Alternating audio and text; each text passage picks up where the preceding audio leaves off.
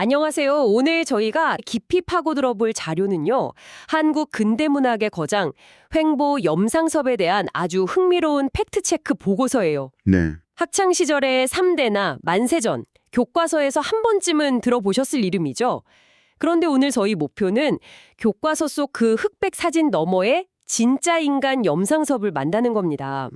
그의 인생을 결정했던 몇 가지 핵심 순간들, 특히 3.1운동, 친일 논란, 그리고 대표작 3대에 숨겨진 그의 가족 이야기, 이 세 가지 키워드로 그럼 박제된 문인이 아니라 살아 숨쉬는 한 사람의 이야기 속으로 들어가 볼까요? 네, 염상섭이라는 한 인물의 삶을 따라가다 보면 그 격동의 시절을 살아낸 지식인이 마주해야 했던 선택과 고뇌가 얼마나 복잡했는지 아주 생생하게 느끼실 수 있을 겁니다. 교과서에서는 결코 알려주지 않았던 이야기들이죠. 맞아요. 보통 작가라고 하면 왠지 서재에 앉아서 펜을 굴리는 그런 모습이 떠오르잖아요. 그렇죠. 그런데 염상섭의 출발은 펜이 아니라 투쟁이었더라고요. 네. 그것도 서울이 아니라 머나먼 일본 오사카 한복판에서요.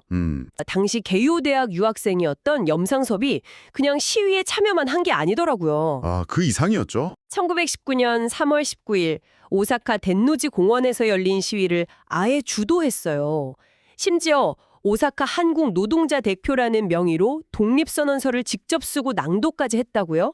엘리트 유학생이 노동자들과 손을 잡았다니 당시로서는 굉장히 파격적인 행동 아니었을까요? 바로 그 지점이 염상섭의 인생을 이해하는 첫 번째 열쇠예요. 당시 일본에 했던 유학생 시위는 주로 도쿄 중심이었는데 그는 공업지대인 오사카에서 노동자들과 연대하는 방식을 택했죠. 이건 단순한 민족 감정을 넘어서 계급 문제까지 시야에 넣고 있었다는 뜻이거든요. 이 오사카 독립선언 사건 때문에 그는 결국 체포돼서 옥고를 치르고 대학에서 중퇴를 당하게 됩니다. 탄탄대로였을 엘리트 유학생의 길이 하루아침에 막혀버린 거군요? 그렇죠. 조국의 독립을 외쳤지만 그 결과로 돌아온 건 감옥과 학업증단이라는 냉혹한 현실이었어요. 이 경험이 이후 그의 문학세계 전체를 관통하는 핵심 동력이 됩니다. 세상을 이상적으로 보는 게 아니라 아주 차갑고 날카롭게 직시하게 된 거죠. 와, 그러니까 그가 쓴 첫 소설 표본실의 청개구리가 왜 그렇게 차갑고 냉소적인지 이제야 이해가 되네요. 맞습니다. 해부대 위에 놓여서 옴짝달싹 못하는 청개구리라니 그게 바로 감옥에서 풀려난 뒤에 자기 자신이라고 느꼈던 거군요. 네네. 제국주의라는 거대한 힘 앞에서 아무것도 할 수 없는 식민지 지식인의 무력감, 그 은유가 갑자기 확 와닿는데요. 맞습니다. 그는 바로 그 개구리였던 거죠. 이 경험을 통해 염상섭은 낭만적인 구호나 감상적인 민족주의에서 벗어나서 현실을 있는 그대로 해부하는 사실주의 문학의 길로 들어서게 됩니다. 이게 구체적으로 어떤 건가요? 그 이전의 문학과 비교했을 때 뭐가 그렇게 충격적이고 달랐던 걸까요? 좋은 질문이에요. 그 전까지의 문학이 민족의 서름이나 어떤 계몽적인 교훈을 직접적으로 이야기했다면 염상섭의 사실주의는 그런 감정이나 주장을 앞세우기 전에 우리가 처한 현실이 얼마나 끔찍한가를 그냥 날 것 그대로 보여주는 방식이었어요. 현미경으로 들여다보듯이요. 네, 맞아요. 현미경처럼요. 그 대표적인 작품이 바로 만세전이죠. 만세전. 원래 제목이 묘지였다는 이야기가 정말 강렬했어요. 네, 그랬죠. 식민지 조선 전체를 하나의 거대한 무덤으로 봤다는 거잖아요. 그렇죠. 소설 내용도 주인공 이인화가 아내가 위독하다는 소식을 듣고 도쿄에서 서울로 돌아오는 여정인데 보내주신 자료를 보니 이건 단순한 귀향길이 아니더라고요. 네. 그야말로 식민지 현실 체험 투어라고 할 수 있을 정도던데요. 네. 배에서는 일본 헌병들한테 시달리고 기차에서는 일본 상인들이 조선인들 등쳐먹는 걸 보고 그가 목격한 구체적인 장면들 중에 특히 인상적인 게 있었나요? 자료에 따르면 여러 장면이 있지만 특히 목욕탕 장면이 압권이에요. 목욕탕이요? 네. 주인공이 오랜만에 조선에 돌아와 목욕탕에 갔는데 거기 있는 사람들이 하나같이 병들고 지쳐있는 모습을 봐요. 그리고 생각하죠. 이게 바로 조선의 현실이구나. 이런 일상적인 관찰을 통해 그는 그 유명한 구절, 구더기가 끓는 무덤 속이라는 진단을 내리게 됩니다. 울고불고 할 때가 아니라 이 현실부터 제대로 봐야 한다. 이런 작가의 냉정한 선언이었던 셈이죠. 듣고 보니 그 구절이 더 무섭게 느껴지네요.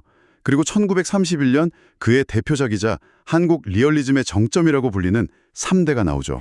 네, 그렇죠. 이 작품은 심지어 자기 집안 이야기를 거의 그대로 가져왔다고 해서 더 흥미로웠어요. 네, 소설 속 인물과 실제 가족의 싱크로율이 정말 놀라울 정도죠. 돈으로 양반족보를 사고 재산에만 집착하는 구식 할아버지 조의관은 실제 대한제국 관료 출신 자산가였던 그의 할아버지 여민식이 모델이고요. 외국 유학까지 다녀온 신식 지식인이지만 뒤로는 위선적인 행동을 일삼는 아버지 조상우는 실제로 가평 군수를 지냈던 아버지 염규한이 모델이었죠. 네, 그리고 이 두 세대 사이에서 방황하는 손자 조덕기가 바로 작가 염상섭 자신이고요. 맞습니다. 아니, 근데 자기 할아버지랑 아버지를 저렇게 비판적으로 그려내다니 집안에서 난리가 나지 않았을까요? 그 시절에? 아마 그랬을 수도 있겠죠. 하지만 여기서 정말 대단한 건 이게 단순한 집안 흉복이나 폭로가 아니라는 점이에요. 아, 염상섭이 자기 가족이라는 구체적인 모델을 통해서 1930년대 조선사회를 지배하는 세 가지 인간 유형을 창조해냈다는 겁니다. 봉건적 가치의 얼매인 9세대, 서구 문물을 어설프게 받아들인 과도기 세대, 그리고 새로운 길을 모색하는 근대적 자아. 아, 그러니까 자기 가족을 일종의 사회적 표본으로 삼아서 해부한 거군요. 정확해요. 표본실의 청개구리처럼요. 네. 그리고 그 해부의 중심에 뭐가 있었을까요? 바로 돈입니다. 돈이요? 할아버지의 재산을 둘러싼 가족들의 암투, 사랑이나 인연보다 돈 때문에 움직이는 인물들. 영상섭은 봉건적 가치가 무너지고 자본주의 논리가 가족관계마저 좀먹기 시작한 그 1930년대 식민지 조선의 맨 얼굴을 돈이라는 키워드를 통해 남김없이 보여준 거죠. 이념보다 밥의 문제가 더 현실적이라는 걸 정면으로 다룬 겁니다. 와, 지금까지 얘기를 종합해보면 독립운동을 주도했던 열혈 청년의 사회의 모순을 날카롭게 파헤친 비판적 리얼리스트, 이미지가 굉장히 선명한데요. 네, 그런데 여기서부터 이야기가 아주 복잡하고 미묘한 지점으로 들어가더라고요.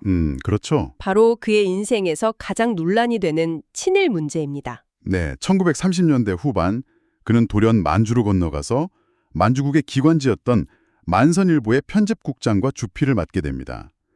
아시다시피 만선일보는 내선일체 같은 일제의 논리를 선전하던 대표적인 친일 관변 언론이었죠. 그렇죠.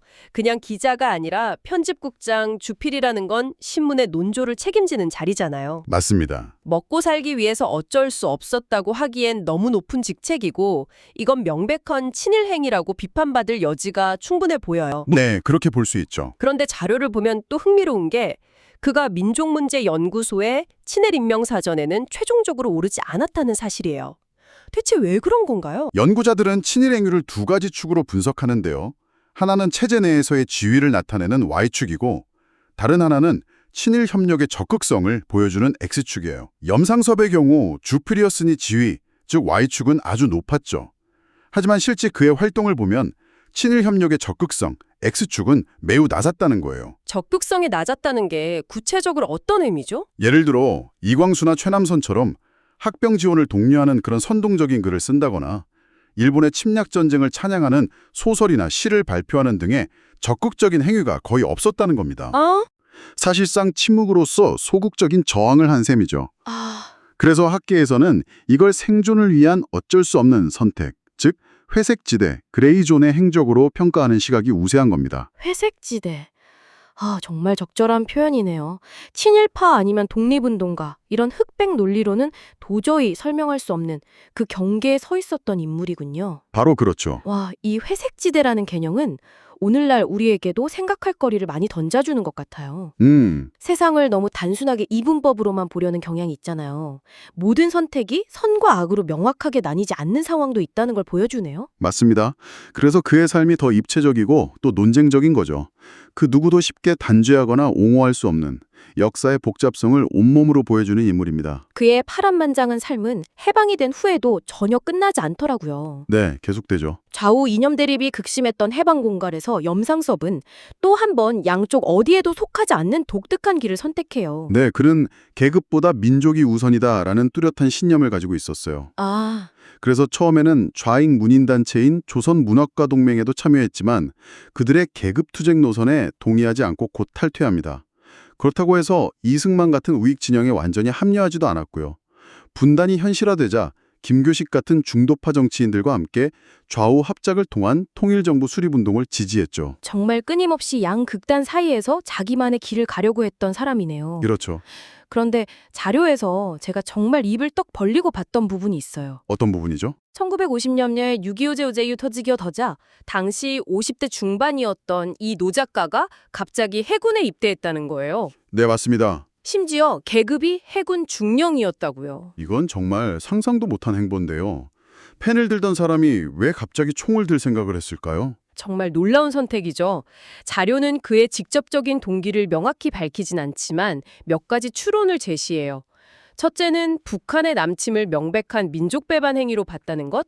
둘째는 작가로서 전쟁의 참상을 직접 목격하고 기록해야 한다는 사명감 때문이었을 거라는 분석이 지배적입니다. 아, 실제로 그는 종군 작가로서 해군 정훈국에 복무하면서 전쟁의 실상을 꼼꼼히 취재했어요. 와, 정말 대단한 작가 정신이네요. 단순히 안전한 곳에서 전쟁에 대한 글을 쓰는 게 아니라 직접 그 한복판으로 뛰어든 거잖아요. 바로 그 경험을 바탕으로 탄생한 작품이 전쟁 소설 취유. 취유. 네, 이 작품 역시 공산군을 비난하거나 아군의 용맹함을 선전하는 그런 이데올로기 소설이 아니에요. 그가 평생을 추구했던 리얼리즘의 연장선상에서 전쟁이라는 극한 상황이 평범한 인간의 삶을 어떻게 파괴하는지를 냉정하고 담담하게 그려냈죠. 그의 작가로서의 일관성이 얼마나 투철했는지를 보여주는 마지막 증거라고 할 수 있습니다. 오늘 이렇게 자료들을 따라가 보니 염상섭이라는 한 사람의 인생이 그 자체로 한국 근현대사 전체를 압축해 놓은 것 같다는 생각이 드네요. 네, 그렇죠. 오사카의 독립운동가였던 청년에서 식민지의 현실을 돈과 가족이라는 현미경으로 들여다본 리얼리스트, 회색지대의 경계에서 고뇌했던 지식인, 그리고 해방 후에는 중도의 길을 걷다가 전쟁터까지 나갔던 실천가까지 정말 거대한 산의 여러 능선을 함께 넘은 기분이에요. 1920년대 식민지 현실 속에서 고뇌하며 자기 자신을 발견하는 것으로 시작해서 1930년대 3대를 통해 자본주의 사회 구조의 모순을 파헤치는 사회의 발견으로 나아갔고, 그리고 해방 이후 이념 대립 속에서는 분열된 민족의 발견으로까지 확장되었다는 분석이죠. 그의 문학은 단순히 오래된 고전이 아니라 자본주의의 모순과 극심한 이념 갈등이 여전히 우리 사회의 문제인 지금, 우리에게도 여전히 날카로운 질문을 던지는 살아있는 텍스트라고요. 정말 그렇네요. 오늘 이야기를 나누면서 계속 머릿속에 맴도는 질문이 있어요. 네. 이렇게 양쪽의 극단적인 목소리만 점점 더 커지는 시대에 모두에게서 비난받을 것을 각오하고 걸었던 염상섭의 그 외롭고 고독한 중도의 길은 지금 우리에게 어떤 의미가 될 수 있을까요? 한 번쯤 깊이 생각해 볼 만한 질문을 남기면서 오늘 탐구는 여기서 마치겠습니다.